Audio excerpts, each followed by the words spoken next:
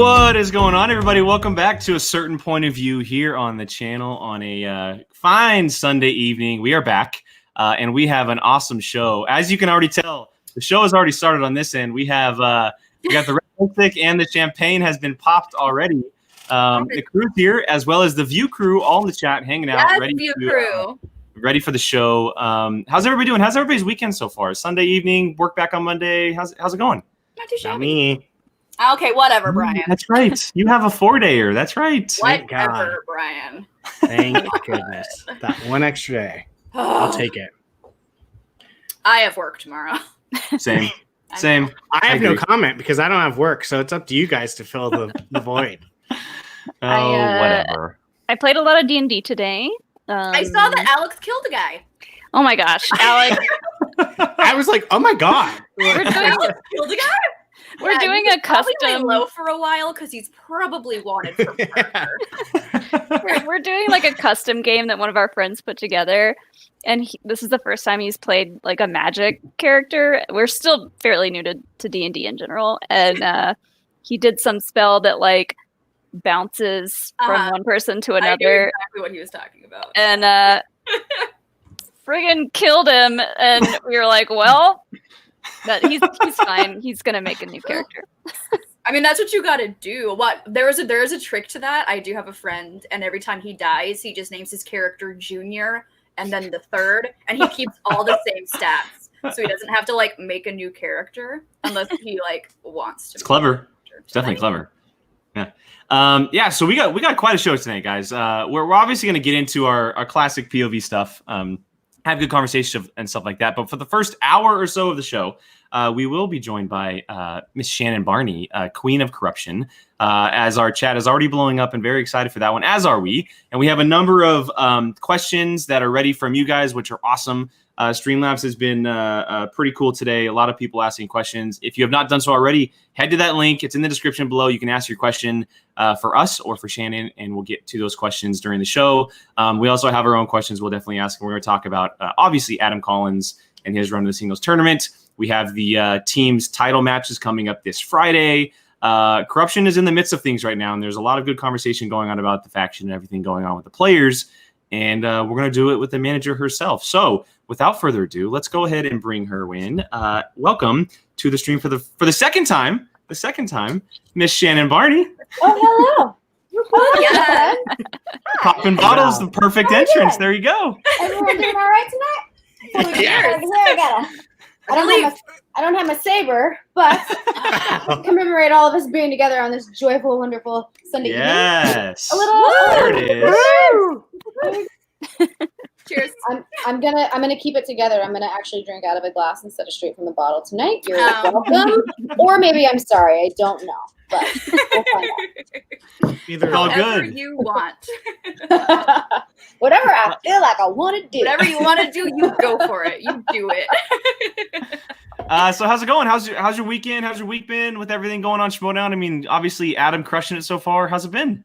Y'all, I'm busy. I mean, I don't want to break because I want to keep winning, but like, Mama needs a break. Mama's tired. I worked this weekend. It's been, I've been up every morning. I do all this stuff as soon as I get done from work, and but it's good. It's good. I'm busy. I'm distracted from the world and all of what's wrong with it, and it's good. It's good. I got my work is great. Schmodown stuff is great right now. I'm in a the queen is pleased. She's in a happy place right now.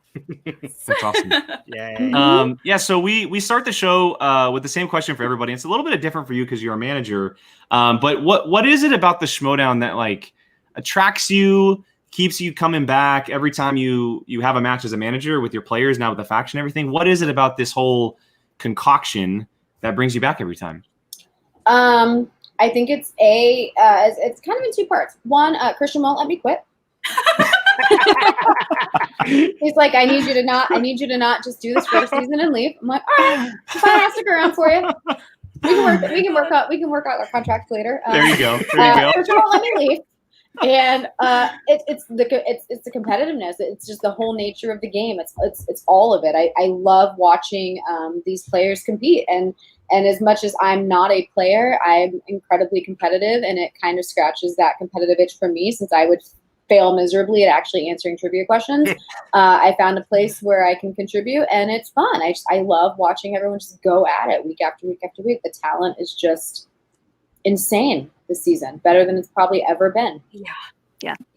It's crazy this season, especially with it being digital. Like I was kind of fearful when everything kind of like shit hit the fan and then we all had to get into our little quarantine bubbles, but they've definitely made the best of the situation. And I feel like this has been one of the best seasons the Schmodown has had. We've gotten to see so many new players that we probably wouldn't have seen had we not had quarantine. So I think that's my favorite part, is that we're seeing so many new faces that don't live, local to the area. So it's people that maybe would not have been able to get a plane ticket and fly out, or maybe that just wouldn't have been able to compete or didn't think they could compete because they didn't live here. So it's opened up doors for a lot of people that we wouldn't normally see, and it's proving to be really great for the league. So yep, definitely. It's been a crazy season. Oh my lord! Putting it mildly. Not even close to being over either. I know. It's wild. It's only really just beginning. Singles tournament isn't done yet. The team tournament hasn't even started yet. Haven't we been doing the singles tournament for like 6 months now? Right? It never ends. Never ending. It's crazy. I'm like, we have been doing this all season long, and it's just been one massive singles tournament. Yes. Hello, Brian. Hi. Hello. Everyone. Oh, and also I'll make sure to add, we do have a couple of massive swag fans in the group, and they will definitely pop in. So fair warning to that. Although Samir, our resident swag shill, is bowing down to the queen right now. So yes. There you go. He is our resident swag person. Him and Chuck both, but there you go. I'm taking the night off from being mean to you, swag fans. You're gonna get a break tonight. You're welcome. There you go. Molly, did you have anything that you wanted to ask Shannon? Well, yes. First of all, we got to know what red lipstick you wear. I'm old school, man. It's Ruby Woo, Matt from Mac. That was is it Mac? I thought that it was Mac. But here's the thing: it's the first and only tube of that particular lipstick I bought, and I think I've had it for like 8 years. Like I should probably get a new one. I don't throw out makeup either, so like I get it. Makeup definitely expires. It definitely expires, and that lipstick has long been expired. But I don't. It's still like a full tube, and I just can't. And I only wear it for matches or like if I'm feeling saucy. But it's like I don't wear it all the time. I need to get a new one. But yeah, it's Ruby Woo Matte by Mac. We literally have a Discord with a makeup section, and that's been a discussion topic in it for like the last week. Shannon's red lipstick? Oh god. So well, I don't know, Molly. Your red lipstick is a pretty strong rival to what I wear, and I'm kind of obsessed with whatever that is. Tell me again, what is that? It's Ofra Cosmetics Atlantic City. It's basically a dupe for Ruby Woo, but like a liquid lipstick version. Beautiful. Ooh, drop that link, girl. Yeah, I'll put it in the Discord. Drop that link, girl. But Schmodown related, I guess I wanted to know what's been your favorite part about managing so far? Talking. It's so fun to be mean. It's so fun to like just be obnoxious and say shit that I could never get away with saying to someone's face. And like, obviously, we all know I don't feel this way about any person that I talk about. I love everyone in this game, but it's just fun to let loose. It's kind of like my therapy. And I don't want to ever go like overboard too much, but yeah, talking shit's fun. It's fun to do it from a safe place, but it's also fun to really get to know these players. The people on my team are absolutely incredible. And is that someone's dog across the street is barking? Sorry, guys. You're good. We are pet friendly on this podcast. His dog will do something. Love a good dog. Okay, good. But my team is so invested and so fun to just hang out with. Like when we get on our Zoom calls and we're doing our mock matches or study sessions or whatever it is, like we'll stay up for hours, and then it turns into just totally different conversations that are non-Schmodown related. But it feels like we've actually like cultivated a genuine relationship outside of the Schmodown, and they're just such incredible people. So it's really, really fun to have a leadership role where I can kind of like let them do their own thing, but then kind of oversee everything and check in with them and be a part of their development. It's just really neat. It's not an experience that I expected. You know what I mean? Every manager has a different style or a different level of what they're willing or not willing to do. So I've just kind of dived headfirst into all of it and been like, all right, I'm committed. Let's do it. So growing with them and watching them develop is really kind of special for me. Yeah, I mean, watching corruption is probably the most fun for me. I love it. This one's evil. Like, I should really turn heel because I have it in me. I love to see it. It's there. I want to see it so bad. We all do. We all want to see both Damons turn heel. To be fair, we want to see Alex do a heel turn. Sorry, Alex's heel is like, you're mean. That's horrible. He's a sweet, sweet baby boy, and he just doesn't have it in him. He's like Dan Murrell or like Mark Riley, who just won't do it. They're just like, nah. All the people you want to see that are just like, nope, it's not going to happen. Sticking with the makeup a little bit. So Kylie had put in a Streamlab earlier today, and she had asked about the lipstick, so that was answered. But she also had asked, that's okay. And she also asked, what are some of your favorite makeup brands that the Queen approves of? Ooh, my favorite makeup brands.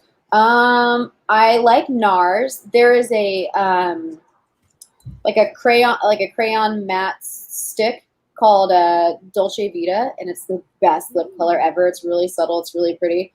But I try to keep it like not overdone. I like this Reboot from Makeup Forever. It's got like hyaluronic acid in it and all sorts of good stuff for your skin.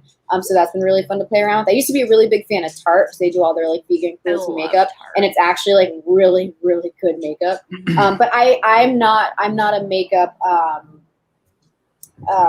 loyalist. Like I find something and I like it, and I'm like, well, what else is out there that's better? So I'll try anything. Like I'm constantly changing what I wear and what I'm into. But I usually stick with like NARS or Makeup Forever, and Tarte for their lip colors are always great. And then that one by NARS, the Dolce Vita, is just like, whoa, it's beautiful. I have that one.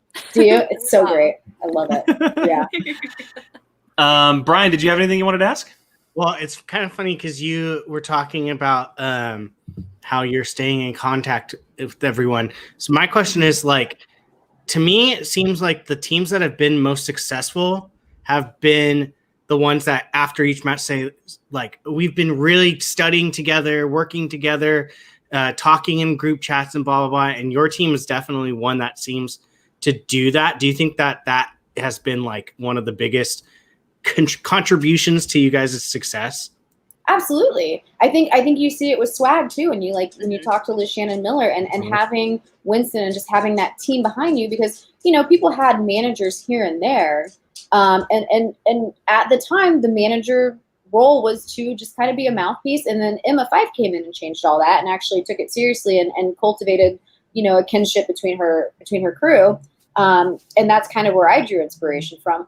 But the managers that are super involved with their team are going to get better results, because when you have that team environment and you foster that rapport between multiple people and they're studying off of each other, you can't help but learn them and know them and have a better, more of a trust or more of a well-oiled machine when you go into a match. And some players don't need that. To be absolutely fair, there are some top tier competitors who don't need managers, who don't need the camaraderie. They come in here and they just do what they do. But for a lot of players, it makes a huge difference for them. And I think we're seeing that happening as the season's going forward, how that affects players in a really positive way, who need it or who want it. Definitely. Absolutely. I mean, it made a big difference for me, for sure. Yeah. And it's like you have a safety net. You have people to fall back on. You're not and again, even if it were in studio too, it's like you have people behind you. Like the fans are one thing and the people in the studio are one thing, but when you have people that you go back to every day or before your match or after your match, and these are your confidants that you can rely on, of course you're gonna feel more comfortable. Of course you're gonna feel more confident going in there and doing something, especially like people like Winston. Liz doesn't like talking shit. She doesn't want to do it. And it's like, all right, well, Winston can take that pressure off of her and she can just focus on the game, Mm-hmm. So it's great.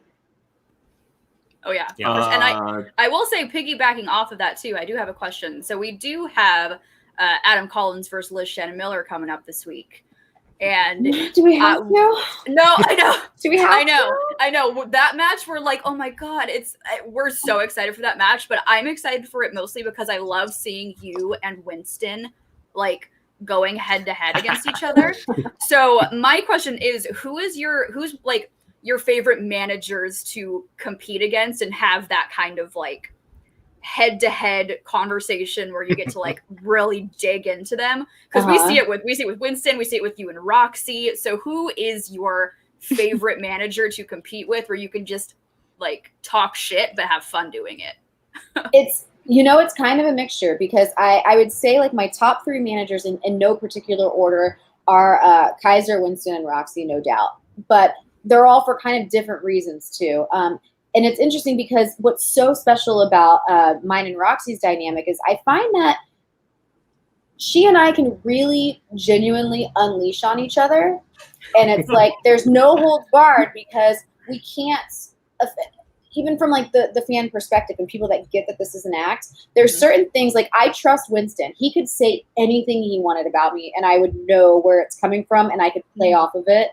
But sometimes fans watching would be like, well, I can't believe Winston called Shannon that name. What a sexist. I feel like it's a slippery slope when it's a male and female dynamic, just because of the way we are as humans. Whereas when it's girl on girl action, who doesn't love a fucking good cat? You know what I mean? It's like, oh, these bitches are nasty. And they're like, yes, more filth, beating gross, you two women, you're terrible. But when it's a guy and a girl, I feel like it's kind of and it kind of gives me just like a sex advantage. It's like, okay, cool. Well, I can go in there and say whatever I want about Winston. There's only so far he can push it. But Winston has permission with me, as does Kaiser. They can say whatever they want. Like, we have a strong enough relationship and understanding. But it's fun. Like, Winston's more of like a fun frenemy thing. Roxy is just like this toxic relationship that I absolutely love. And Kaiser just says such off the wall shit, like I can't hang with him. But it's so fun. It's so fun to like be involved with his antics. You know what I mean? So those are the 3 that I most enjoy playing against, just because we all have our own little, our own little things. What about this one? Oh God. Yes. I love I didn't have a relationship with Bonnie prior to this, and I drafted her because we were in a weird spot with our draft, and of course like we had Mike and Chance, and Hoik was great to pull, and I feel so bad that he just has not been able to play. And then obviously with like Dewberry, and then when we got to Bonnie, I think she was like my she wasn't drafted at the show live. She got drafted afterwards. And I was talking to Harloff about it, and he's like, no, she's played and she wants to play. And I'm like, okay. And I think what I was going for there was like, I need someone who's got not a name like, oh, she's famous, let me put someone famous on my team, but someone that the Schmodown was familiar with, and someone who could come back and be re-represented. And then he was just telling me about her as a person, and I was like, oh, this sounds like a great matchup. Like, I want to draft her. And I knew absolutely nothing about her. And we both just like, we went at it. It was so fun. But I talked to her, I've talked to her off the air, and getting her, prepped and ready for her first match I was like, I need to do everything I can to like earn your trust and make you feel comfortable today, because I was there in the studio that day. You brought a bottle of champagne. Yeah, you were chilling. Like, I thought you guys were like, I swear I thought you guys knew each other beforehand. The way you were like talking to each other. That's the first time I saw her. Yeah, it's the first time I saw her in person, and I was like, I love this woman. Like, this is the coolest fucking chick I've ever met. I thought you guys were like friends already. Yeah, like, that's how. Wow, that's really freaking we cool. had never seen each other. And so that part was really important to me. And obviously she's fantastic and amazing and so great. But it was so fun to just shit all over her and have her do it back to me. Like, it was so funny. And the way that all played out with the trade and everything, just the story just told itself. And playing her again and having Marisol in there with her was just, I could not have imagined a better scenario, because I could have traded her and then that would have gone nowhere. So to have her come back and play as good as she did for that match, to kind of like send a little fuck you to me, was incredible. But Bonnie's awesome. That match was one of my favorite matches this season. Yes, I'm not gonna lie. I was dying the entire time. Oh my god, I don't think so good. Cried, laughed as hard as I have in that match. Best. Her entrance was just Her entrance was prime. Yeah. I was like, well, okay, game over. We're all a lot of boys just hit puberty tonight. They just realized what that tingling sensation is for the first time ever. It was she's such a class act, and she was like, she rolled with it, and she and I texted each other right afterwards, and we were just dying laughing. And she's like, that was so much fun. And I'm like, as long as everyone had fun doing this, it's great. But we were on the same page, and she knew very well. It was like she came after me first. I was like, oh damn, on like social media with that hot picture of her in like the pool, and I was like, yeah. I'm like, we still have like 3 more weeks to our match. You want to start now? Okay, now? Like, let's go. Oh, that's awesome. Yeah, That was great. awesome.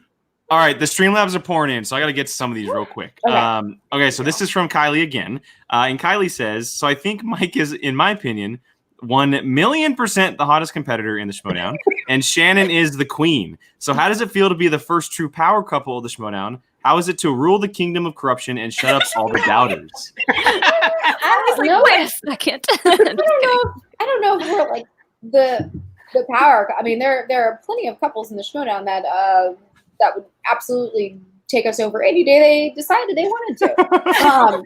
I agree that Mike is like, no offense to anyone else, no, but yeah, I'm gonna agree with that. I think Mike's the hottest thing that's ever stepped foot in the Schmodown. He's a miracle to look at. But I would miracle to look at. I'm gonna steal I wouldn't that one. call us a power couple. We're just a bunch of idiots just doing our thing. I don't know. What do you want from me? I don't know how to answer that. I think Mike's hot All too. good. All good. All right, so God. she comes right back with another one, and she Ooh, I says, love it. "So since I'm all about the stirred tea, was there any time before the queen was in the Schmodown, did Mike drive you crazy with his study habits and his passion for the Schmodown? Also, what point did you decide you wanted to be the queen and run this show?" Great question. He never drove me crazy with it. I dated him when I lived in my own apartment while he was in the Schmodown, and then I've had the experience living with him while he's in the Schmodown. And I didn't understand the level of commitment that he brought to the show. Just being over here as like the girlfriend who would spend the night every once in a while. But I don't know that there's a whole lot of incredibly passionate people, and he's one of them. And he doesn't let it rule his life the way he used to. But when it comes time to study and it comes time to prepare for matches, I mean, it's an investment for anyone. It is. I mean, there's a lot of people watching. We want to put on a good show. The losses suck. They hurt every single time. Even if it's a good loss, it's never fun. And it takes a lot out of him. It takes a lot out of him to maintain the character work. It's hard being an asshole, you guys. Believe it or not, like, it's actually really hard to be an asshole all the time, especially when you're in the thick of competition and you've got these high stakes matches. I mean, I think every match he's been in, pretty much with the exception of the singles tournament, has been like a high stakes. Like there's some, you know what I mean? So he doesn't get to relax through it. It's always just, it's stressful. It's a lot of work. It's a lot of work if you want to actually come in and not just, be a fun person who's like, all right, well, we'll see how it goes, which we need those people. It's hard to eat all those drumsticks too, Yeah. That was so many good. sweets. So many bowls of Fruit Loops. It's just like, So many Fruit Loops. the commitment to eating is probably more impressive than the commitment to dancing. Oh, that's great. But no, it can be a lot. I mean, he gets stressed out. The losses, the big losses, or the losses that are sentimental to him, or the ones that are more embarrassing than others, they hit hard. It takes some time to recover from them, like most competitors do. Like, I don't know that Warfather goes home and retreats for a day or two after a loss, because he doesn't give a shit. He's just having a great time. But people like Mike, or people like Roka, or people, you know what I mean? Who have been doing this for so long, or people that actually put in, and it sounds like I'm talking down about the people who don't, but I think they're absolutely necessary to the show. We need that balance. But for the people who do invest that much in it, you got to recover. You have to, So it's a lot, but it's fun, and I love it. Makes sense. And I never, there he is. never wanted to be a manager. Didn't want to do it. And then Christian talked me into it, and then Mike was like, "Yeah, I'm on board with it." And I was like, "Oh, this is your thing. I'll just come and support. I'll just be like a cheerleader from the sidelines." And then I just got sucked into it, and now I love it. Now I'm obsessed, and he gets mad at me because it's like, well, I'm not just managing you and Chance. I got like 8 other people that I got to deal with. So it's like I'm constantly doing shit for the Schmodown, and he's like, I come home and you're shooting promos for 3 hours, and you're always talking about Schmodown. Why is Christian texting you? And I'm like, it's like a job now. Like it's a job. And I'm not gonna half-ass it. I'm not gonna be, one toe in. I got to jump in and do this because people. Again, some people are benefiting so heavily from having managers that I want my team to be proud of what I'm contributing. Mm-hmm. So I have to commit. I have to be into it. And it's easy to do because they're all so great. So anyway, sorry, that was a very long. I will say from a backstage point of view, I have been at many studio tapings where Mike had a match pre-Queen Corruption days. Mm-hmm. And I remember seeing you. And I would watch you and how you would watch him and the way you would react to the matches, the way you'd get so excited when he was doing well, or how you would be immediately there if there was a loss by any chance. And I remember thinking she would be a freaking great manager, because this was when like Kaiser was like managing and Dagnino, and like the idea of like a manager was still like relatively new other than Emma. Yeah. And I was like, she would be freaking fantastic. Aww. And then I started to see you more, and like you were on camera a little bit more, and I was like, is this gonna happen? Is this gonna happen? And then you were announced, and I got so excited because I've seen how you are with Mike, and I was like, if she what she does with Mike, if she can do with other people, this team is gonna be unstoppable. And you guys are pretty much like, you were. I will say at the beginning of the season, I was a little worried for you, but you have been crushing it, and I am so happy for you guys, because I have seen you go from just like the side support, and like you're there for Mike, and now you are literally the queen of the Schmodown, and it's been so inspiring to see, and like I hope you are here for a very, very, very long time. Thank you. Wow. Thanks. Oh my gosh, why am I blanking on his actual name? Because every time I message him, Motorola and Joey. Oh, Joey. Yeah. He sent a picture during Mike and Chance's match with the family, and I'm like crouching tiger, hidden dragon on like the side of the thing with like my phone, like writing down answers, but like the look on my face is ridiculous, and I'm just crouched over waiting for them to answer questions. I'm like recording everything that's happening so I can keep track, and it's the most ridiculous, and I'm like, what am I doing? Like, I would tell Sean, I'd be like, she's writing answers down for study material. Like I would tell him that. I was like, she's writing the questions, the answer. You had like a chart, like it was like an intense Mark Diego wanted my chart. He's like, what is that? And I'm like, it's just something for me to keep track of stuff. Like, I just want to organize. And he's like, can I get a copy of that? And at first I was like, yeah, sure. And I was like, no, fuck you. I made this I give that up. No, you do not want to give that up. But I saw that and I went, oh my god, she has like a spreadsheet. Like, I was very impressed. I need to update that. The singles tournament has been so massive that it's been very difficult to catch up with like format. Like, yes. It's a lot. I got a lot of catching up to do on that. Plus, like we've just been playing so much. It's like I got to focus on these guys. I can't be, but yeah. I know it's a lot of work. All right, so back to Kylie's Streamlabs, because we got 3 more from Kylie here. I love it. She came in hot for us. So this one's much more of an inside thing with the show, but she says, so one of our hosts is a crazy person against Oreos. Me apparently. Jake's talking about he won't try other types of Oreo cookies. Can you try to make him open his eyes to the amazement of other type of Oreo cookies, because Queen knows best? It depends on the type of Oreo cookie we're talking about, because I'm selective about food. Is my favorite conversation. If you guys, we love food. We're having a debate about the dinner that I'm cooking tonight, and it's hilarious because I think it's totally normal. And Mike's like, "You're a fucking pig," and I'm like, "Yeah, that's also true." What are you making for dinner? Well, let me answer the Oreo question first, and I'll let you know. So, I like just regular double stuffed Oreos, or like the golden Oreos, and I have not experimented with the plethora of Oreo selections that we have these days. And the thing is, if I buy Oreos, I will eat all of them. Yes. Like I try not to put it in the house, because if I eat it or if I buy it, it's gone. I have no self-control. So I don't buy them. Peanut butter Oreos? Mm-hmm. Ooh. See, and I've seen like mint chocolate chip and like those are the my mint, favorite. the mint Oreos are pretty baller. You are all good. wrong. what are Brandy and I are on the same wavelength. I'm kind of with you, Brandy. There, Yeah. double stuffed Oreos. Yes. Sean too. Sean's like, what is this other Oreo business? Yeah. And again, the golden ones, if I'm feeling adventurous, like that's about as far as I go with Oreos.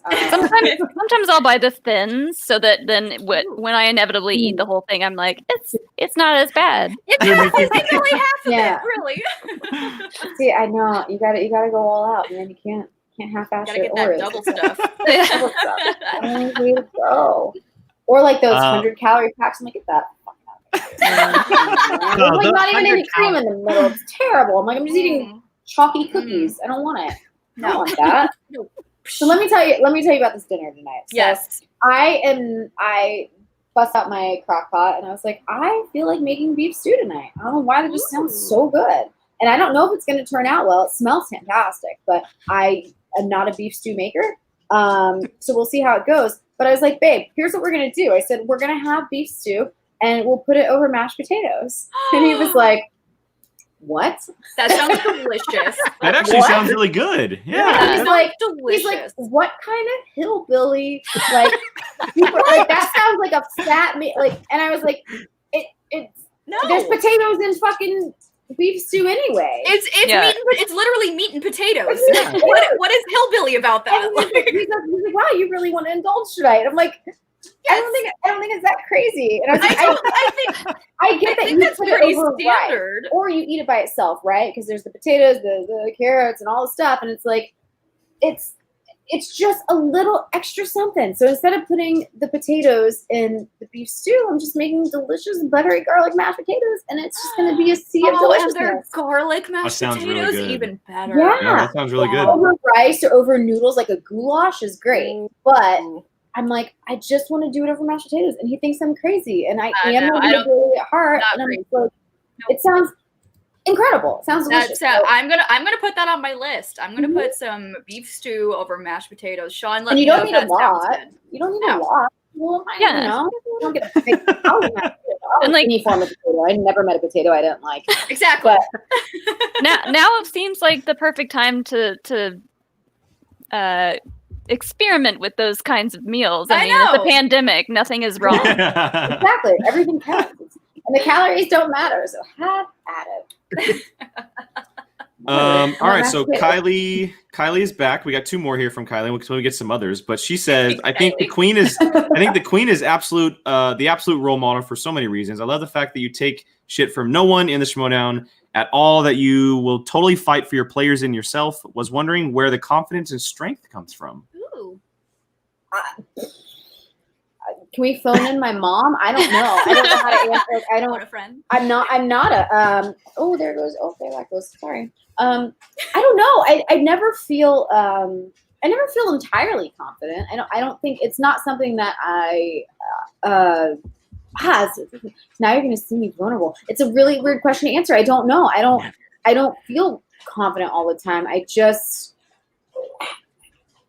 don't. Maybe it comes with like getting older, and you're just like, shit that you're gonna tolerate, and shit that you won't. And I mean, I'm only 33 years old, but I've been through a lot of shit in my 33 years. Like more shit that. And Mike's like, "Wow, you're like older than me in experience." I'm like, "Yeah, I know. I've experienced a lot of really great and a lot of really terrible things." So, I don't know. I guess it's learning to speak up for what you want. And learning that if you don't ask, the answer will always be no. The dogs really are agreeing with this message. They're all about it. They're like, yes. But I learned I'll give you a quick example. So when I started my job, I wasn't making like a whole lot of money as a nurse. And I was like, you know what? I am working my ass off. Like I'm working 27 days in a row. I'm doing everything they need me to do, and I should probably be paid more for this. Like I probably could make a little more. So we get like an annual $1 raise. And I wrote this really long letter to one of the corporate guys, and I explained my position. And this was 6 months into me having the job. I was like, I have no right to be asking for more money right now. But I was also like, this is a very low fucking paying job, and I need more money. So I kind of just cited all the stuff that I had contributed to the company and my desire to stay there and not, ditch them after a year of experience.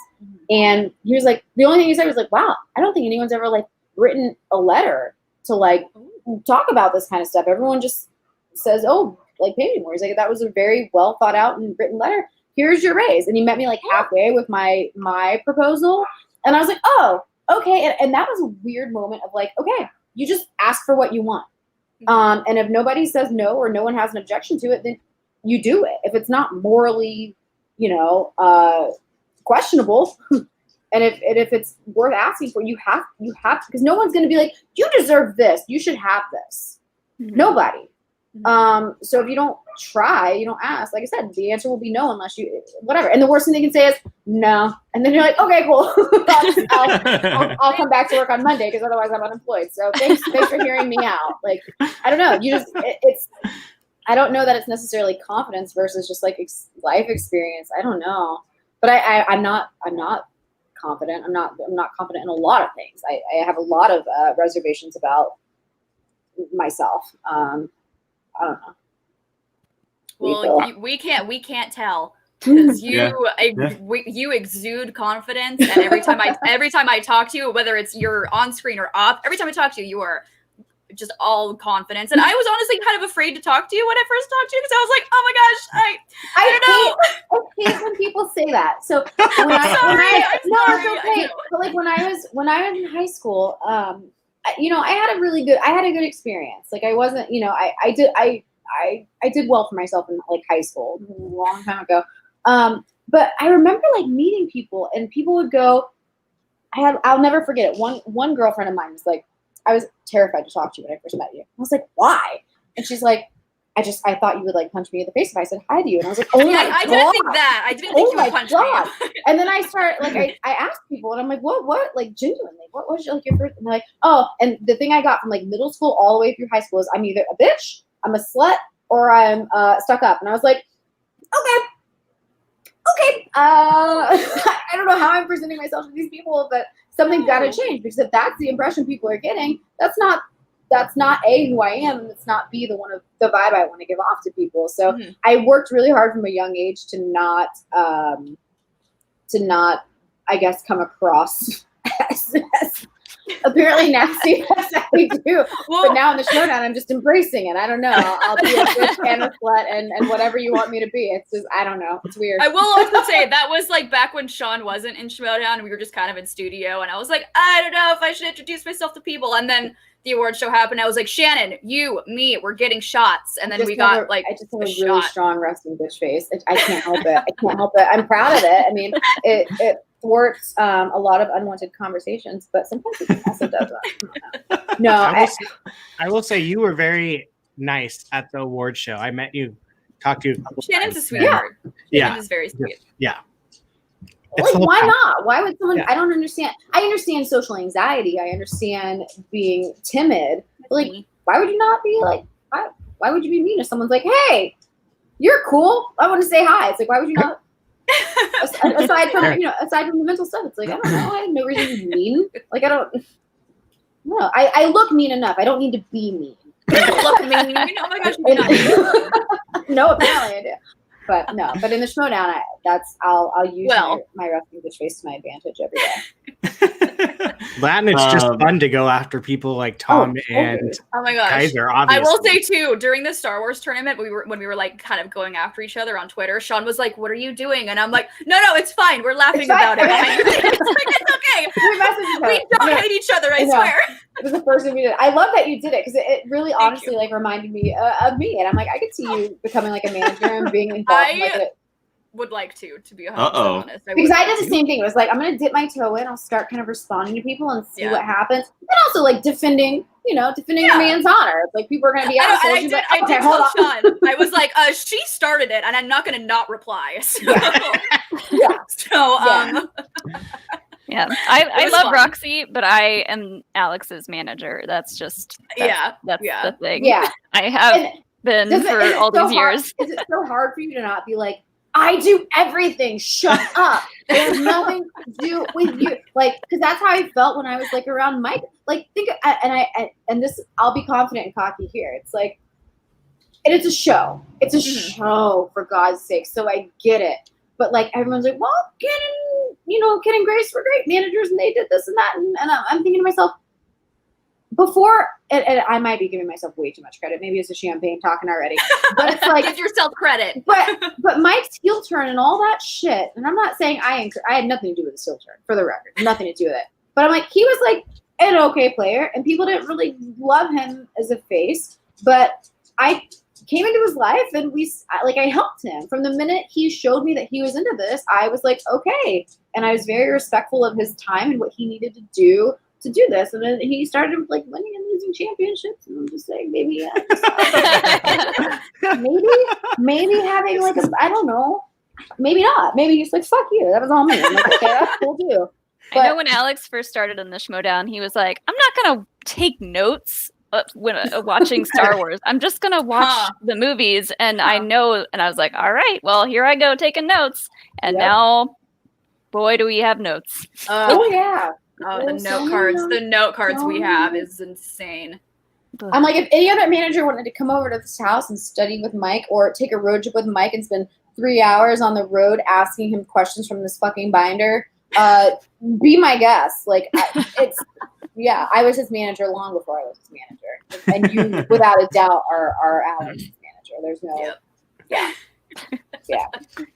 All right, so before we get to Kylie's last one, I do want to put 2 more in here that are just simple statements here. This is from Canada Rocks. Thank you, Canada Rocks, for the donation. Shannon, you do look cool. Hi. And then another one from Will Watson, and he says, wanted to say hey to the crew and all hail the queen. Slowly over the last 2 years, because of her and Mike's strength and hilarity in and out of the character, I have slowly become corrupted. There you go. And then back to Kylie for her final one of the night. And this, to her, is the big question we've all been waiting for. Can we please talk about why Mike hasn't competed without his shirt on so he can show that loser Finstock what a really sexy beast of a man looks like? Because it's really no contest, like his booty. Yeah. Yes. Mike, for as confident as he is too, he's not well, no, I can't say that. He's definitely a showboat. I will tell you, let me indulge you in your fantasies. Mike has the best chest I have ever seen on a man ever. And I'm like, everything about like your just pectoral area is just so inviting to me. And he keeps himself in really great shape. I mean, he's technically a middle-aged man now. And he keeps great care of himself. And he's also got the metabolism of like a genie because he eats like shit. Like he's constantly we've seen the drumsticks and the Fruit Loops. you know. But he takes pride in his appearance. He's a very simple man and what he does, but it works for him. And he's just, girl, I feel you. I wish he would compete with this shit. I wish he would walk around his house with nothing but his towel on when he does. I'm like, oh, hi. What's up here? It's great. It's great. He's a specimen. He's beautiful. Are you obsessed with the beard as much as everyone else is? Oh, fuck. Oh, my God. I love it. I love bearded Mike. I clearly, as Sean walks in the room, I clearly love a good beard. So, bearded Mike. Sean has an incredible beard, too. I love, like, oh. And then when he does, because when he had a job, before Universal shut down, he would play Norman Bates. Yes. And so part of the job requirement for that was to shave his beard. So every time he would grow in that magnificent stubble, I'd be so excited. And he'd just shave it. I'm like, why? What's beard though? So now that we've had like a full year of just like bearded Mike, I'm like, you can't ever, like, you have to stop being Norman Bates. Like, you can't do it anymore.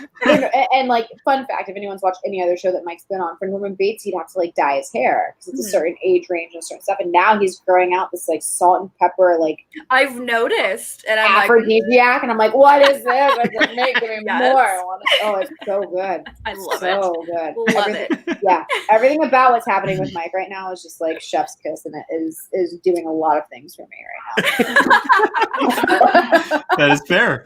That is fair. All right, so this is from Almog Dov. So thank you so much for the donation. And he says, "God bless the Queen and the POV crew. 3 questions: Toweled Mike, yay or nay? That was clearly just answered.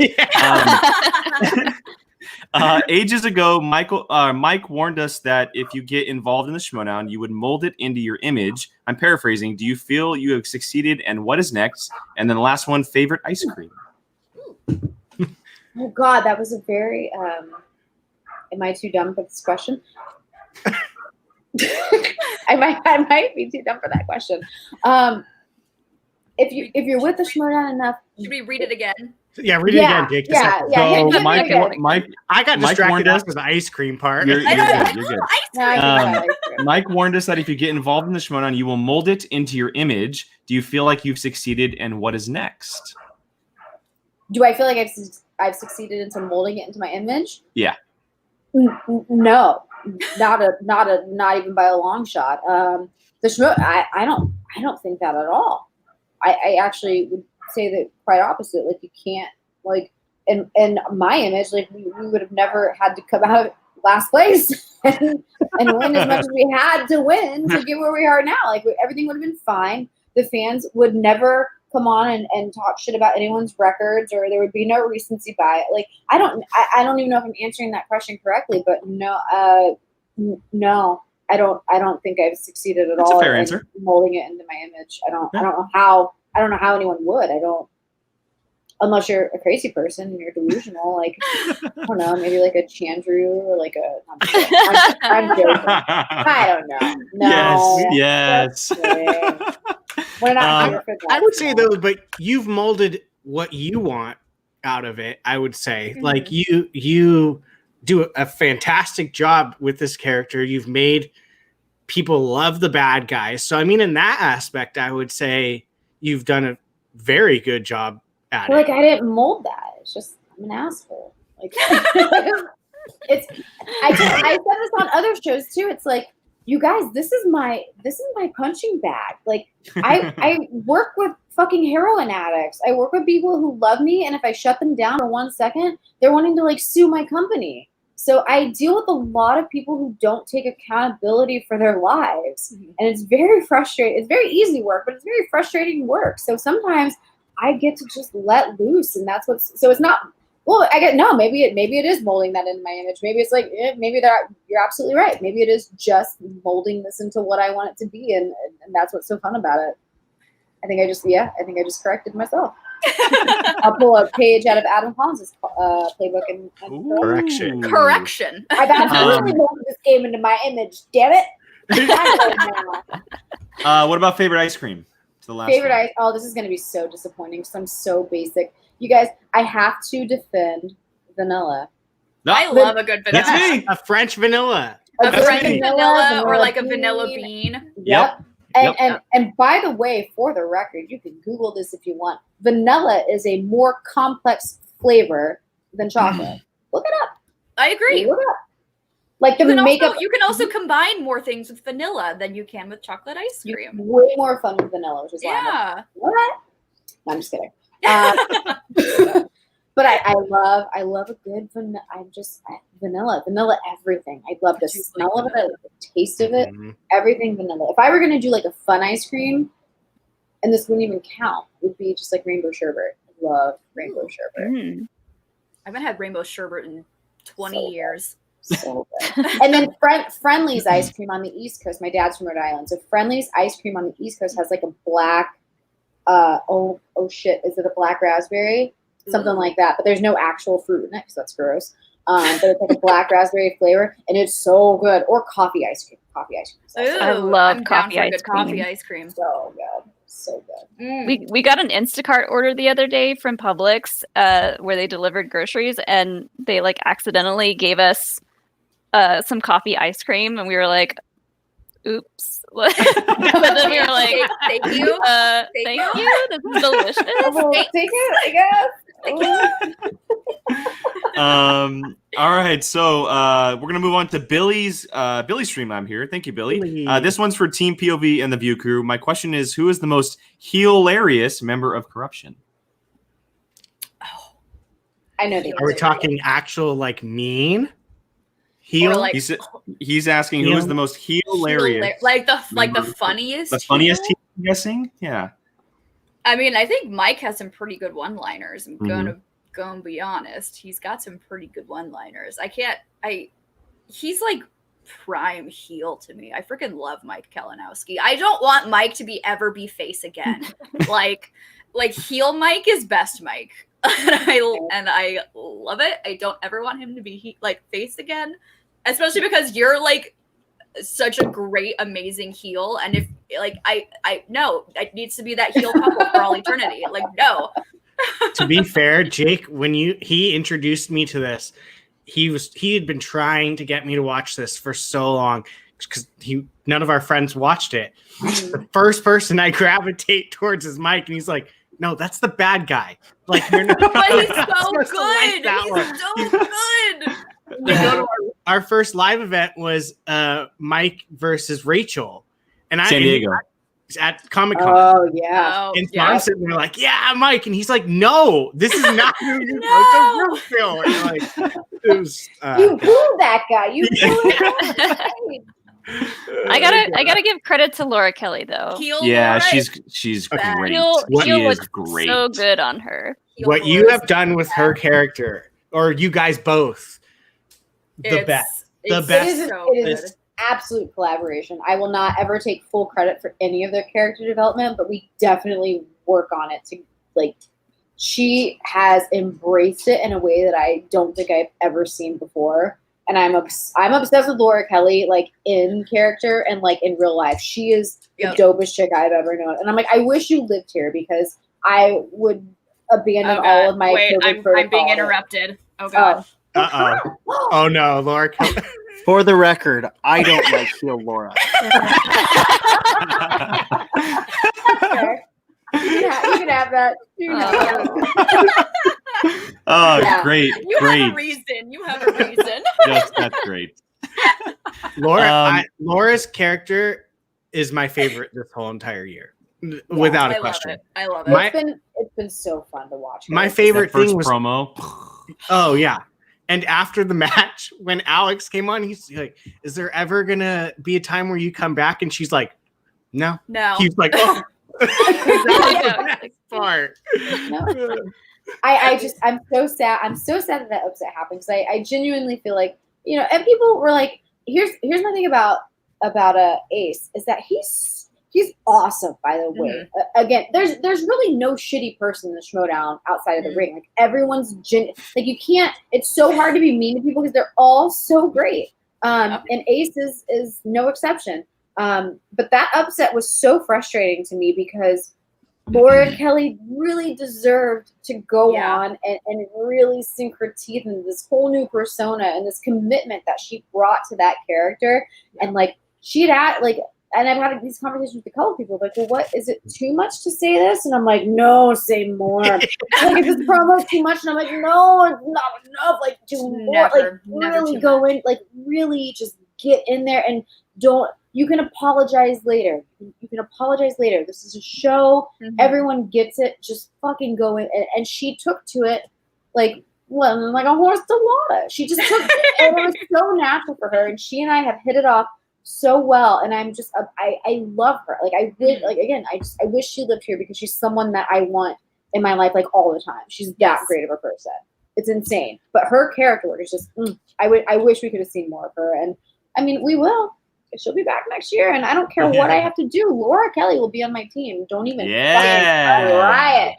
Right. Whether I retain her, whether I draft her, whatever has to happen. If you try to take Laura Kelly from me, you're gonna fucking regret your entire season. I honestly think people are afraid. People are afraid to take Laura from you. So they better not do it. Yeah, because you're not gonna get the same Laura if you take her from me. You won't. We have a bond. We have a connection. We have a thing that we do, and nope. You're not gonna get the same Laura Kelly. Don't even fucking try it. I'll kill you. I'm sorry. Don't even. I would be genuinely upset if someone wants to pull. We need a something like that. match with this one. I know. I was We gonna want say I Laura wanted and to play her so bad. I wanted you guys to end up playing each other so bad because I'm obsessed with you too, and I'm like, oh my god, Molly Damon's like so perfect in every way, and I just wanna. Oh, it would have been so. It would have been great for the league. It would have been great for both of you personally. It would have been great for like. Everything should have. I wish that would have been the case. I really do. I would have anything to see two women in the championship of the Star Wars tournament going at it. Oh my god, I get goosebumps thinking. I don't think anyone was rooting against that. I don't think anyone did not want to see that. Like that would have been epic in so many more important ways than just the Schmodown and having that represent. I'm not part of that Star Wars fandom, but I know that it's a very toxic, very hard fandom to be a part of. And so to see you gals represent in that, I wanted it so bad, so more than I really. I will say, out of that Star Wars, out of that Star Wars tournament. Other than Ace, the ladies probably get talked about the most. So it goes to show you, like, damn, like nothing is holds bar. Oh man, next year is gonna be fun. I don't think I've watched very many episodes of any sort of Star Wars thing, but watching y'all compete in that I was so invested in watching every single, and not just because Laura was competing in it.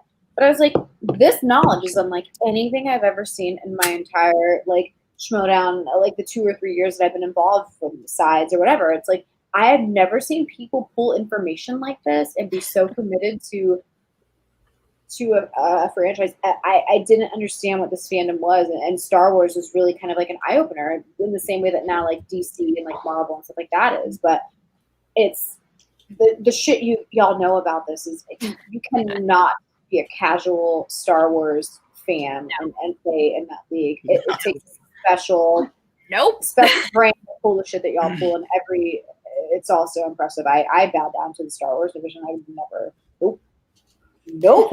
I can't even do the regular. I can't do any of it. Star Wars. I'm like, oh, this is like. I feel like I'm being spoken to in a foreign language. I don't know what this is. It's crazy. Sometimes me and Alex, we just feel ridiculous knowing the things that we know. We're like, I don't understand why do we know this? Cool. It's so cool. And this is coming from someone like I'm not like I enjoy movies. I enjoy a little bit of everything, but I'm not like I didn't look forward to Saturday nights going to the theater. Like I was like a dance team chick, and I was like, I go like cheer the football games and do like the stereotypical nerd shit was not my thing. And seeing this now, I'm like, and further, I always dated nerds. I was always into nerds, but I just was never one myself. So to see it and now be involved in such an intimate capacity with this community, it's amazing. It's amazing. And seeing that now, I'm like, I would never, like, I barely remember half of the shit I fucking learned in nursing school. I'm a terrible nurse. I'd probably kill you. I'd probably kill you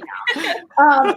But like seeing what you guys know, it's like, it's so impressive. I'm so impressed by everything everyone does here. Like it's stupid. I'm the biggest fangirl of everyone that you guys would know, and I just try to like not, you know.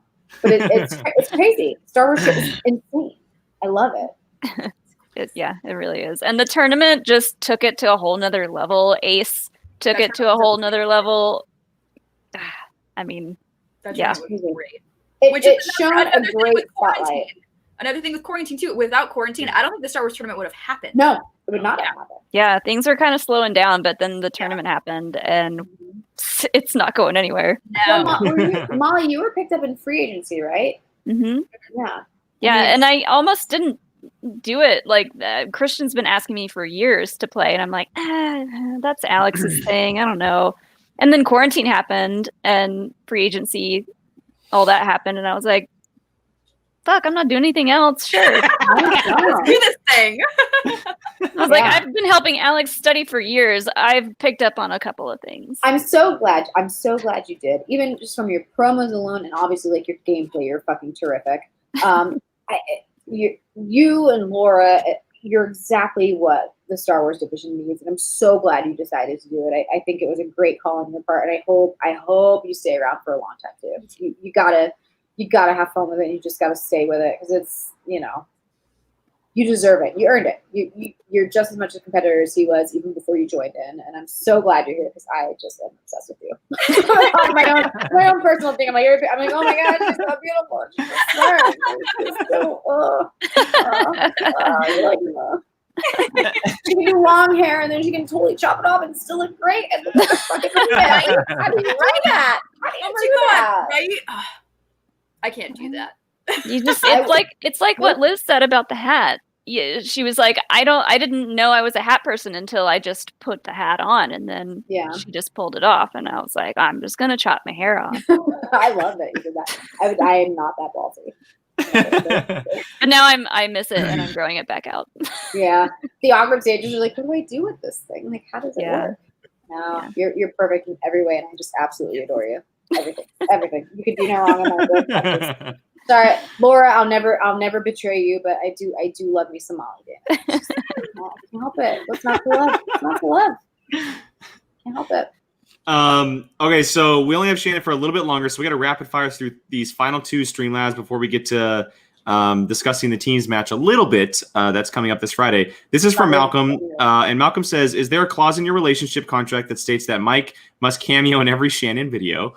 And how happy should Mike be that Jen Sturger helped set him up with the Queen?" That's right. Oh, I didn't know that. I didn't know that. I knew that. That was talked about on another show. I think many shows. We beat this horse dead into the ground. I'm not going to go through it. You can look at any after show or just talking shit. It's very public knowledge. Oh shit! What was the question again? What was the first part? I don't even remember what it was. The first one about relationship clause that states that Mike must cameo in every Shannon video. That wasn't the case, but now it kind of, it's so funny because some people are like, I fucking Shannon can't have a match on her own to just do her own thing without Mike interjecting and making his presence known. He's such a show hog, and he just has. And I'm like, I fucking love it. I love it. I think it's hilarious. And now it's a bit now I'm like when he came out with the belt. Oh my god! We planned that one. We planned that one. Good. We absolutely planned that one. And I was like, what so do we good. do now? And it was my so favorite funny. was when you told him to be quiet in the kitchen because he was being too loud. That wasn't. Mark Ellis was like, he can't fucking do that. I was like, I don't know what to tell you. We live in a tiny one-bedroom apartment. There's no way between our bedroom and the kitchen walking through here, and I'm not gonna make him want a hunger strike while I do this for hours a day. He's gotta eat. A man's gotta eat. Man's gotta eat. You gotta feed men. I mean, I want to eat too. I'm fucking hungry all the time. But she needs her beef stew and mashed potatoes. Damn I know my beef stew and mashed potatoes. Damn it! But no, now it's funny. But like I said, he's it's kind of the point where it's annoying for him sometimes. For me, because I'm always doing this. So he's like, I'm just gonna fucking leave. I'm just gonna leave the house. You've got it. Take care of what you need to take care of. And I'm like, oh, but you should stay because now people expect you to show up in the background. So yes, if he doesn't show up or if he decides to strike against it, I will break up with him. It'll be over. All right, so Malcolm stepped back in for another one. He says, I have such respect for work you do in real life. Has anything you learned on this or any job you've had help you to be such a great manager? Oh, introspection. That's a really good question. Shit. It's a deep question. That is yeah, that's a soul searching question. I don't know how nursing applies to the Schmodown necessarily because it goes against everything that I do in real life and everything that I say in real life. They're not maybe it would be the patience to deal with everything or to just be up and ready at a moment's notice to do and say whatever people need me to say. I'm really just throwing darts here. I don't know. No, that's fine. That's fine. Yeah. It's a completely different night and day experience. Being bedside manner, don't say the wrong thing. You know what I mean? But I guess maybe the investment is where it's at, and maybe the commitment to being genuinely involved in it versus like superficially involved in it, because I get attached to my patients. I get attached to the people that I'm dealing with, and not in an unhealthy way, but just in a human way. And I think that rubs off for sure on the people I'm dealing with. I want to nurture my players. I want to make them feel like they're not doing this. Like, it's more than a show. At the end of the day, it's a show. It's a show. But to me, it's more. And to any player that has been a part of it, they know that these are friendships and these are relationships that go far beyond the show aspect. And I think that just being a compassionate and nurturing person, I want to see you improve. I want to see you thrive. I want to see you get better. That's my job. My job is to make people better, and to give people confidence in this particular job that I'm in to be better and to make good decisions and to, believe that there's so much mental, their mental struggle. Excuse me. Their mental struggle is a lot more heavy than their physical addictions. You know what I mean? And maybe that translates to the Schmodown, where it's like the mental aspect of this game is so important to your success and how you deal with it, and how you go into matches and how you get out of them, and how you come from a deficit, or how, you know what I mean? Just how you make it through 3 or 5 rounds or sudden death or whatever. So maybe that's it. And I haven't thought about it. I'm spitballing just off the top of my head, but maybe that's what it is. It's a great answer. I love it worked. It totally worked. Totally worked. I don't know how much better you can do. I know, that was like prime. That was beautiful. So one last Streamlabs has come through really quickly. This is from Canada Rocks, and he says, your rookies are doing so well this season. Are you at all surprised at their success? No, I'm not at all surprised by their success. I wasn't fully sure what to expect, because everyone's going to put their best foot forward. Everyone's going to say, hey, no one's going to pitch you something and be like, I'm okay at this. I'll get better if you train me, but like, I got like an okay, like, no one's going to do that. People are going to pitch the best absolute versions of themselves. And you have to know whether your radar needs to be on to know whether you're smelling bullshit or if you're smelling potential. Mm-hmm. And, I drafted Marisol because we had spoken in Orlando, and I felt that she was going to be a committed, genuine player. And I wanted the balance of fun people who are here for entertainment, and I wanted people who would be like, let's study every single day. I wanted both. I needed both. Mm-hmm. But like people like Adam, he sent me a great pitch. And at the time when he initially sent it, we just weren't in a position to have him on board. And then when the free agency happened, I was like, well, this is prime opportunity. And the first thing I did was I'm like, oh, he's on that list. Like all the managers got a list of free agents that were available. When I saw that he was on there, I messaged him back and I'm like, hey, like, let's talk. Let's figure this out. I lost my train of thought. Adam said the same exact thing when we had him a few weeks ago. Yeah. He said the same thing, how you guys had talked before the season, didn't work out, that he offered to help with study sessions or whatever he could, and then he ended up being on the team later on. Yeah. So look where he is now. Exactly. Yeah. So there was no doubt about them. I think I vetted them well. I think they made their pitches to me in a way that was organic and authentic. And I was like, okay, these guys aren't just like trying to get their 15 minutes. They want to do this. They want to do this. And as a rookie manager, I'm like, who am I to be like, no, you're not ready. I don't fucking know. I don't know. This is my first season too. Like, I'm not ready. Like, I'm just doing the best that I can. And this group of people in corruption hold each other to accountability and to standards and to communication, and they're all in this together. And there's players that don't want to show all their cards because maybe they'll be in another faction and it'll be used against them. But it's the off-screen stuff. It's the relationship that we have with each other personally that it's like that shit doesn't matter. Like everyone's gonna learn your fucking weaknesses sooner or later. Everyone's gonna learn your study habits sooner or later, no matter how much you want to think you're coming into something new that no one's ever thought of ever. It's like, it's just not the case. So it's the personal relationship that drives everything. in I life like it. and in the showdown. Yes. I like it. It all comes down to your personal relationships. It's how do you build relationships with people? How do you become an effective leader? How do you do these things? And it's both, you know? Well, you're a prime example of that. That's for sure. I'm sure. Yeah.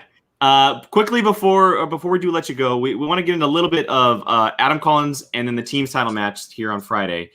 Just quickly thoughts on Adam after playing 4 rounds in the tournament. Obviously shocking the Schmodown world, and now he's going up against 3 knockouts. Excuse me. And now he's going up against Liz with swag. How's he feeling going into this match? You know, Adam is the most cautious, one of the most intelligent people I know, and his reverence and his respect for the game is something I haven't seen in a long time. And I just told him, like, dude, like, we're bad guys. Like, don't be so nice. Like, don't respect them. You can respect them later. Like, you respect them later. They'll Send them a DM after the match, not right now. Like, you respect. So drop that. But no, but it's nerve wracking because this is what happens. Is like I feel like it's split. Like, you come in and you have some great performances, and then everyone rides your dick, and they're like, "Oh my God, you're the best thing since sliced bread. You're gonna win everything, and there's no chance you can fail." And it's like, I don't want that pressure on him. He doesn't need that pressure on him. And there's people like, "Oh, he hasn't really performed well, and he won't deserve it until he wins 3 belts and fucking goes undefeated." And it's like, well, that's not realistic either. Like, I don't. He's gonna do what he's gonna do. He's gonna win. And then he's gonna lose. Like, there's no I don't care how consistent he is. I want Adam and I want Marisol going in, like, especially in the team tournament. I want them just doing their best. I want them to put on a good show. I want them to know what they're doing, because the worst thing, there's arguments to be made about who's entertaining and who's not. There's arguments to be made about who knows the most and who doesn't. But the thing about not caring, I think, is something that everyone agrees on. Where someone shows up and you're like, they just gave up. Nobody in these leagues and these divisions wants to come in and just give up. So that's been my advice to them. Is like, don't just play like veterans. Like, come in, know what you're doing, know what you want, and just do your best. And you're gonna win or you're gonna lose. There's only 2 outcomes. There's no tie games. Yeah. You know what I mean? You don't walk out breaking even. Someone's gonna win and someone's gonna lose. And they're both just so incredible, and they're both so committed to this, and I think it's a great. Oh no! Oh no! Oh no, Shannon! No! Oh no! Oh no! Oh no, Shannon! No! She'll be back. It's okay. She'll come back. We're gonna pause. Here, I'll go ahead and remove her just in case. Until we and come she back. stays frozen. That's okay. And We'll if that is I the still last have time, 2 questions that I know, need to that's have better. the answer. look, hey, our Streamlabs blew up. And thank you to everyone who had asked questions. Thank you, guys. Those are some really awesome questions that got asked. We didn't get to the team's final just in case she did the internet cut out or whatever it may be. But we can talk about that because that's a big match coming up. Obviously, it's Shazam and Corruption. We have the Quirky Mercs and Corruption going at it. Shannon and Coy. How is everyone feeling about this going into Friday? Because it's a live event. We have a big, a cool precursor match that's happening beforehand with Stacey Howard and Great Drake. That's right. How is everyone? How is everyone feeling about this wild. going into Friday? Yeah, big pay per view. How is everyone feeling about it? I'm so excited. Oh my God. It's one of those matches where I don't know what to say because I have so much excitement for it. Like, Coy and Shannon are some of my favorite managers, and I love Shazam. I love Corruption. So Shannon is awesome no matter what she does. Whether she yes, she can be doing what Mike does and just walking in the background, and she the best. And to be honest, she spent about 12 to 15 minutes over the time that she had. So thank you for that anyway. So is she gonna come back? Probably stirring her stew a little bit. Yeah. I'm gonna go stir my potatoes real quick. I'll be back. I'm excited to see. Honestly, I'm so excited to see Stacy versus Grey Drake. Me too. So excited. Especially because I didn't think that Stacy would be back this season. I didn't think Grey was gonna get to play. No, me neither. So the fact that Is Grey Drake Finstock? What is No, she's oh wait, yes, she is. She's Finstock. Sorry, Finstock, right? She is. Yeah. Yes, she's yes, Finstock. yes. That's gonna be interesting. Yeah, I am so excited. So Shannon says she's trying to get back in. Okay. No worries. She said apparently my internet has had enough of my talk trying to get back in. That match though, I cannot wait for it. We'll make our predictions a little bit later in the week, but just thoughts on it overall. I mean, whew, heavyweight matchup. Yes. I'm telling her she can stay as long as she wants, as long as her internet allows her. Yeah. Grey is an OG. Like, Yeah. she's from season 1. Yeah, I am so excited to see this match. So excited. I need to go back and watch her in a stuff. long time. We haven't seen her in a long time. A long time. It's been I think I've seen maybe a match with Grey. Maybe we'll do a Patreon retro reaction this week. Retro To prep. reaction? I would love it. Yeah. Mm.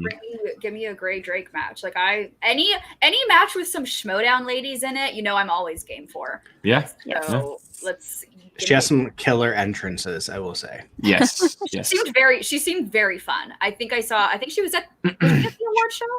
She was on. Well, she was on She might have Rachel's been. stream too. Oh, there she is. There she is. Good. No worries. Yay! No worries. You're done talking. You're good. You're done talking. You're this good. And like I said, you could stay as long as you want. Like you can stay until we're off. Like you can stay as long as you want to. So whatever. No worries. No You're worries. We were just talking about Friday's pay-per-view. Obviously the undercard with Grey Drake and Stacey Howard, and then the big one, the title match with Shazam and Corruption. How are Mike and Chance feeling going into Friday? I think they're ready. I think there's a lot of stakes on the table for this match for both teams. Sorry, my big girl is desperate for dinner. She's ready to eat. She's like pawing at me. Oh, there Okay, she is. by the way, Indiana Bones is the greatest pet name I think I've ever heard. Oh. Yeah. Yeah, he's pretty awesome. And he's a lot smaller to deal with. She's insane. She wants to eat so fucking bad. She's like, is it dinner time yet? Almost. This is my 12-year-old girl, and she's still only gets excited. Sorry, okay, go away. Go away. Precious. We love dogs here. So She's not as camera obsessed as Indy is. He's like, oh, we're doing something? Okay, hi. No, this match is going to be fucking nuts. I'm genuinely nervous. Like, a good excited nervous, but like, again, the stakes are so high for each team because I know Brendan Meyer wants a championship so bad, and Bibbs is always right on the brink of getting there. And Chance and Mike have to defend. They haven't defended yet. And nothing tarnishes their legacy if they lose, but there's a lot riding on this match. And I know they both want to defend so badly because it kind of just puts that like last nail in the coffin for them. As to the greatest team possibly ever. I don't know. I'm sure many of you would disagree, but I think they're one of the best. I think they're one of the best fighting teams we've ever seen. They know each other and they're great. So we're excited about it. And Mike is prepping. He's getting ready. And it's so funny because during his matches, everyone's like, "Oh, he sucks at singles," or like he's like, "Meh, okay." And I'm like, every match that we played along with that is aired, he's going 7 for 8. And I'm like, and him and I are both like, "Why can't you do that in the real match? Like, what's happening when you actually play?" But it's just the questions you get.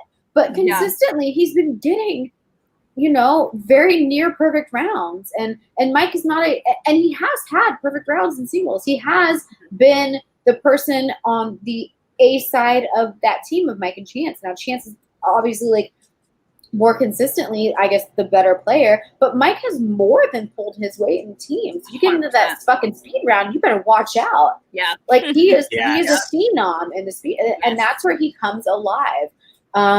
It's gonna be insane. It's gonna be so nice to play people that aren't Dan Murrell and John Roca. God bless them.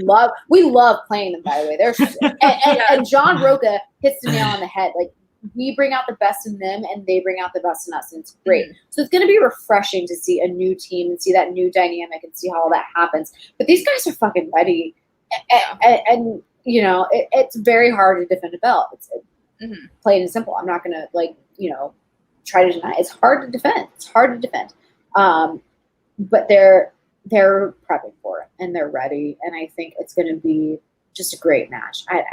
Obviously, I'm going to say they're going to defend, and that's what I hope for, and that's what I think will happen. I think it's going to be very close. I think it's going to be a full 5 rounds, maybe more.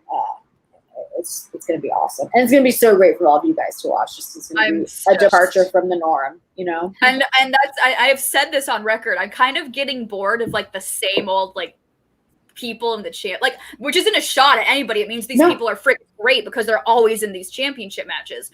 But it's really, like you said, it's refreshing to see these two. They've never had a match. Have they had a match outside of like singles? Because Bibiani and Chance have played, but as far as teams, I don't think they've ever seen each other in the ring. And there's such a different dynamic of personality and player and character. I think it's just going to be really. I don't know what to expect from Brendan and Bib. I was going to say, has Brendan played Mike before? No, I don't think so. I'm very curious. I don't know that Brendan's played Chance before. No, I don't think so either on that one either. There's going to be people in the chat that correct us, so we'll find out here. I will say Brendan did have some clapbacks to Ben Bateman in their match. So Brendan definitely has it in him. So I am very curious to see what he does and has to say when he goes against this powerhouse like Corruption is. I have a very fun picture that I'm tempted to share with the world, but it's either going to bite me in the ass if I share it, or it's going to work to my character advantage. So I'm going to wait to see how this match goes before I share it. But I'm just going to say there's been some cross-pollination between some factions, and I don't know if it's a foreshadow of what's to come or what, but Brendan's a naughty boy. That's an exclusive just to you guys, but I'm not confident. I'm not confident enough to share it. Because then when I share it, he's like, "Yeah, well, we did that to fuck you guys up." I'm like, "All right, well, that's fair." So, but Brendan. Yeah, love it. Brendan's a naughty little boy. Bad boy. So I was reminded by one of our viewers, I think it was Brian, and he had said so our Patreon is based around candy. And we have come up with the main question here on the channel is, what is your favorite candy / snack that you always kind of tend to go to in any situation? Well, I feel like there's categories of candy, so bear with me. Fair. Chocolate bars, 100 grand is the best. I'll fight you to the death for it. I love a good 100 grand. Candy, it's hard because I love candy. Like, I love just shitty bad candy. And I'm very specific. I told you I could talk food all day. So hot tamales are the best candy to throw into popcorn. Trust me on this. And good buttered and salted popcorn. Throw some hot tamales on there and see how it changes your life. Get back to me and let me know if you do it. It's Got it. Especially because they get a little melt. Oh, they're so good. Anyway, watermelon Sour Patch. Yes. And this is not. It's gonna sound wild berry Skittles. Brian, you had a question about that, but that's a good little segue. Yes. I have to know. This is one I've been dying to know since the second you did it. How much did you love destroying the wild berries? It's the best thing ever. And you know what? It worked out to Winston's advantage. He should be thanking me for bringing up the wild berries. He wanted to draft them together. I didn't know that. I was just like, I gotta be I saw the opportunity, and usually I would talk to someone about it before and make sure like they're cool. They didn't have like a genuine investment in like drafting someone or doing something, but I saw that opportunity. I was like, I gotta make a statement. Nobody knows who the fuck I am. I'm Mike's girlfriend, for Christ's sakes. Like, I gotta do something for myself. Oh, you made a statement, all right. When that opportunity presented itself, I was like, I have to do this. I will never forget for the rest of my life the chaos that room Oh man, ensued Makuga when was you next did to that. me. I was sitting by Makuga and he shut up and went, "What the hell?" Riley was on his chair, like, what? It was the best thing ever. And I don't regret a single second of it because it was so fun. And I was trying to think of ways, like, afterwards to not offend Winston. Be like, oh, you really, okay, well, what can we do to, like, get them, or, you know, what can we do to, like, mend the fences behind the scenes and create a storyline to, like, make this work? I don't know. But again, it worked out to Winston's advantage. It did, because now he's got two great teams. Like, Yeah. would his The team real has been defenders as bomb. effective? Yeah. So he should thank me. He should thank me for that. But yeah. So back to the candy, because that's more important. And then snack wise, popcorn.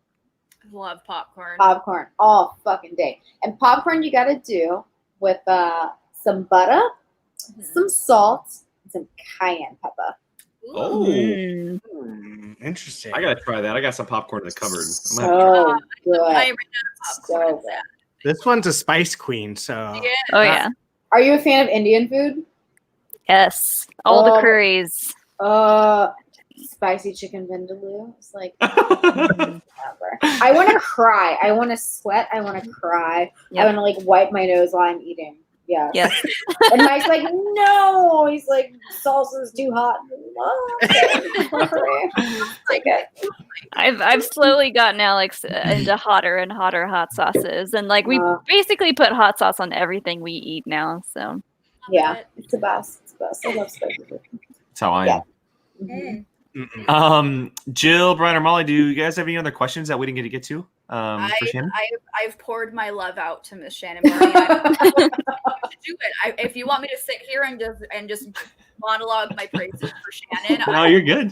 So 'cause We'll go all night of Jillian. Back and forth. Like, we got to cap this off at some point. I honestly God though, I can literally sit here and talk about how much I love Shannon. Like as a person, as a manager, as someone involved in the Schmodown, I freaking love Shannon, and I can't wait until I get to see Shannon in person again, so I can like so good. go see her and be like, oh my God, I need more Shannon Barney in my life.